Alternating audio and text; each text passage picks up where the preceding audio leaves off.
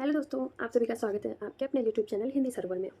अब हम बात करने वाले हैं उत्तर छायावाद के परिवेश और प्रवृत्तियों पर कि जो छायावाद था उसके बाद का जो समय काल था उसकी क्या क्या परिस्थितियाँ थी, क्या क्या विशेषताएं थी, अब उसके बारे में हम जानेंगे। तो आइए शुरू करते हैं भूमिका के साथ।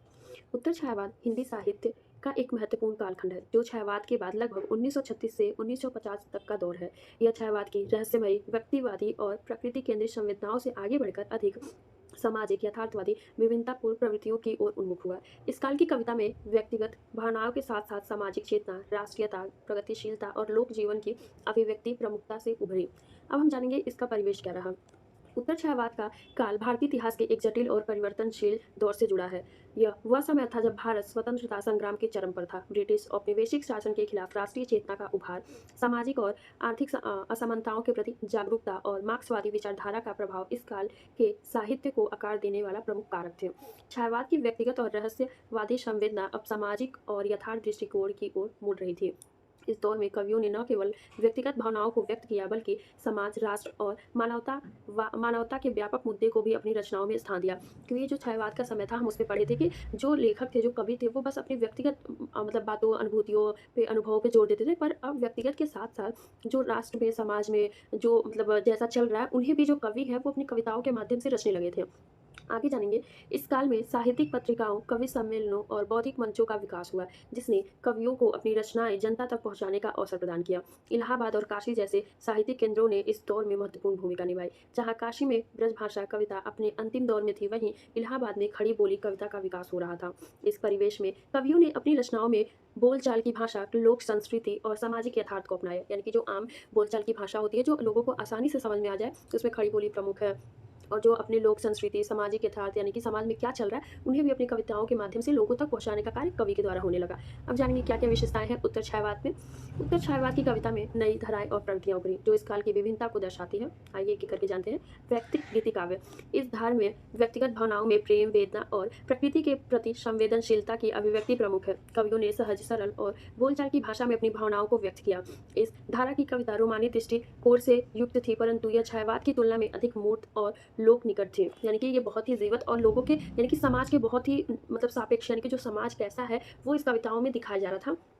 यहाँ के जो प्रमुख कवि और रचनाएँ इनकी महादेवी वर्मा, उनकी रचना दीपशिखा में प्रेम और वेदना की सूक्ष्म अभिव्यक्ति है। उनकी कविता में रहस्यवाद और व्यक्तिगत संवेदना का मिश्रण है, जो लोक संवेदनाओं से जुड़कर नया अर्थ ग्रहण करता है। उनकी कविताएँ चित्रात्मक और भावपूर्ण हैं। अगले कवि जो हैं जानकी वल्लभ शास्त्री।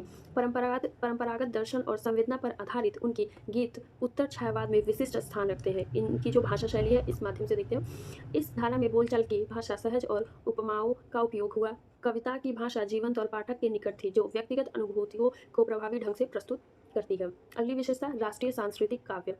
इस धारा में स्वतंत्रता संग्राम की भावना, राष्ट्रीय चेतना और सांस्कृतिक गौरव की अभिव्यक्ति प्रमुख थी। कवियों ने विदेशी शासन के अत्याचारों, जनता की पीड़ा और क्रांतिकारी भावनाओं को अपनी कविताओं में व्यक्त किया। यह धारा भारतेंदु युग से शुरू होकर राष्ट्रीयता की चेतना को और अधिक जटिल और संश्लिष्ट रूप में प्रस्तुत करती है। इसमें जानेंगे कौन-कौन से कवि हैं और उनकी क्या रचनाएँ हैं। पहले कवि रामधारी सिंह दिनकर हैं। उनकी कविताएँ हुंकार, कुरुक्षेत्र और उर्वशी जैसी भावनाओं और दार्शनिक चिंतन और मानवीय प्रेम की अभिव्यक्ति करती है। उर्वशी में उन्होंने मानवीय संबंधों की मसलता को देव सृष्टि से अमूर्त प्रेम से श्रेष्ठ बताया है। अगले कवि हैं माखनलाल चतुर्वेदी, सोहनलाल द्विवेदी, मैथिली शरण गुप्त और बालकृष्ण शर्मा नवीन। इन कवियों ने राष्ट्रीयता और सांस्कृतिक गौरव को अपनी कविताओं में प्रमुखता बताई। इनकी जो भाषा थी वो किस प्रकार की थी, इस कवि में मतलब जो कविता थी, इस धारा में वक्तृत्व की शक्ति और उद्बोधनात्मक शैली का उपयोग हुआ। कविता में सरल भाषा का आह्वान की भावना है, जो कवि सम्मेलन में लोकप्रिय हुई। अगली जो विशेषता है वो है लोकानुमुखता और प्रगतिशीलता। इस धारा में कवियों ने लोक जीवन और के सुख दुख, संघर्ष और यातनाओं को अपनी कविताओं में स्थान दिया। यह धारा छायावाद के व्यक्तिवादी संवेदना से हटकर सामाजिक यथार्थ और प्रगतिशील विचारधारा की ओर बढ़ी। मार्क्सवादी दर्शन और समाजवादी विचारों का प्रभाव इस धारा में स्पष्ट रूप में दिखाई देता है। यानी कि जब हमारा स्वतंत्रता संग्राम चल रहा था, उस समय क्या-क्या लोगों को यातनाएँ, पीड़ा, उन्हें किस प्रकार के कष्ट दिए जा रहे थे, जो समाज का यथार्थ यानी जो समाज में जैसा चल रहा था, उस जीवन को लोग अपनी कविताओं के माध्यम से कवि सम्मेलनों के माध्यम से लोगों तक पहुँचाते थे और लोगों को जागृत करने का काम करते थे। इसमें जानिए कौन-कौन से कवि हैं और उनकी रचनाएँ। इससे पहले कवि हैं सूर्यकांत त्रिपाठी, निराला। निराला की उत्तर छायावादी कविता जैसे कुकुर मुत्ता, गर्म पकौड़ी, रानी और कानी, स्फटिक शिला में लोक जीवन की संवेदनाएँ और प्रगतिशीलता की भावना युक्त है। उनकी कविता में लोक कथात्मक और संवादात्मक शैली का उपयोग हुआ, जो भाषा को जीवंत बनाती है। तुलसीदास जैसी रचनाएँ सांस्कृतिक और सामाजिक उत्थान का संकल्प व्यक्त करती है। अगले कवि हैं सुमित्रानंदन पंत। उनकी रचनाएँ युगवाड़ी और ग्राम्य मार्क्सवादी दर्शन और जनजीवन के प्रति उन्मुखता दर्शाती हैं। पंत ने जनजीवन को चिंतन के स्तर पर अपनाया। इनकी भाषा शैली किस प्रकार की थी? इस धारा में लोक भाषा, मुहावरे, संवादात्मक शैली का उपयोग हुआ। कविताएँ सामाजिक यथार्थ को चित्रित करती हैं और प्रगतिशील विचारधारा को बढ़ावा देती हैं। मतलब कि जो उत्तर छायावाद है, इसमें यही पे मतलब इसी बात पे ज़ोर दिया जा रहा है कि जो हमारा स्वतंत्रता का जो समय दौर चल रहा है, उसमें जो लोगों पे पीड़ा कष्ट दिखाया गया है, वो पूरा का पूरा सामाजिक यथार्थ पे ज़्यादा फोकस करते हैं लोग। क्योंकि जो उत्तर छायावाद था, उसमें आत्म-अनुभूति यानी कि स्वयं व्यक्तिगता की बात की गई है, पर यहाँ पे ज़्यादा का ज़्यादा हम देखते हैं कि जिस पे ज़ोर दिया गया है, वो सामाजिक यथार्थ पे। अब हम जानेंगे नियतिवाद और निराशावाद। लंबी पराधीनता, सामाजिक असमानताएँ और स्वतंत्रता संग्राम की चुनौतियों ने कवि में नियतिवाद और निराशावाद की भावना को जन्म दिया। कवि ने जीवन को क्षणभंगुरता, प्रेम और मानव मुक्ति के सपनों को अपनी कविताओं में व्यक्त किया। इसमें जानेंगे प्रमुख कवि कौन है? भगवती चरण वर्मा। इनकी कविताएं हम दीवानों की क्या हस्ती में उदासी और बेफिक्री का मिश्रण है, जो नियतिवाद को दर्शाती है। अगले हैं हरिवंश राय बच्चन। इनकी कविता मधुशाला, मधुबाला और मधु कलश में उमर ख़्याम की शैली का प्रभाव दिखता है। इसमें जीवन की क्षणभंगुरता और प्रेम की अभिव्यक्ति प्रमुख है। बच्चन की कविताएं बोलचाल की भाषा और उर्दू मुहावरे से युक्त है। इनकी भाषा की बात है। अगली जो कवि हैं नरेंद्र शर्मा। उनकी रचना प्रवासी में गीत में निराशावाद और नियतिवाद की भावना व्यक्त हुई है। इनकी भाषा शैली इस धारा में उर्दू काव्य की साफ गोई और बोलचाल की भाषा का उपयोग हुआ। कविताएं सरल और भावपूर्ण थीं, जो जीवन की क्षणभंगुरता को उजागर करती थीं। अगली विशेषता हम देखेंगे प्रयोगवाद और नवीनता। उत्तर छायावाद में कुछ कवियों ने छायावाद की परंपरागत शैली से हटकर नए प्रयोग किए। यह धारा बाद में नई कविता के रूप में विकसित हुई। कवियों ने भाषा, छंद और विषय वस्तु में नवीनता का समावेश किया। इसमें प्रमुख कवि जो हैं निराला और पंत में सुमित्रानंदन पंत है। ये इस दिशा में प्रारंभिक प्रयास किए, जो बाद में अज्ञा जैसे कवियों ने आगे बढ़ाया।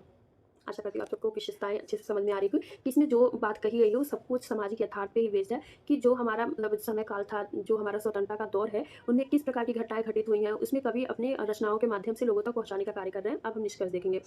उत्तर छायावाद हिंदी कविता का एक समृद्ध और विभिन्नतापूर्ण कालखंड है, जिसमें व्यक्तिगत और सामाजिक संवेदनाओं का संगम देखने को मिलता है। इस युग में निराला, पंत, महादेवी वर्मा, दिनकर बच्चन और भगवती चरण वर्मा जैसे कवियों ने अपनी रचनाओं के माध्यम से कविता को नई दिशा दी। यह काल छायावाद के व्यक्तिगत संवेदनाओं से आगे बढ़कर सामाजिक यथार्थ, राष्ट्रीय चेतना और प्रगतिशील विचारधारा को अपनाने वाला दौर है। उनकी भाषा सरल, जीवंत और लोक निकट है, जिसने कविता को जन सामान्य तक पहुंचाया है। यानी कि जो इसके मुख्य विशेषताएं हैं यही है कि जो सामाजिक यथार्थ को दिखाई दे रहा है, राष्ट्रीय चेतना पर जोर दिया गया है, प्रगतिशील विचारधारा को, और जो भाषा है इनकी वो खड़ी बोली है और मतलब बहुत ही आसान है कि जिससे कि वो लोग अपने आप उससे कनेक्ट कर पाए और जो समाज है उसके बहुत ही निकट मतलब समाज को इतने आसानी से समझ में आ जाए, ऐसी भाषा का प्रयोग किया है। और जो मतलब ऐसा ये कविता ये मतलब समय काल था जो लोगों को जागरूक करने का काम कर रहा था। आशा करती हूँ आप सभी को बहुत समझ में आ रहा होगा और आप सभी का बहुत बहुत धन्यवाद मेरे चैनल से जुड़े रहने के लिए। प्लीज़ मेरे चैनल को लाइक, सब्सक्राइब, शेयर करना ना भूलें। इसका पीडीएफ भी मैं टेलीग्राम पे डाल दे रही हूँ, आप वहाँ से भी पढ़ सकते हैं। Thank you so much.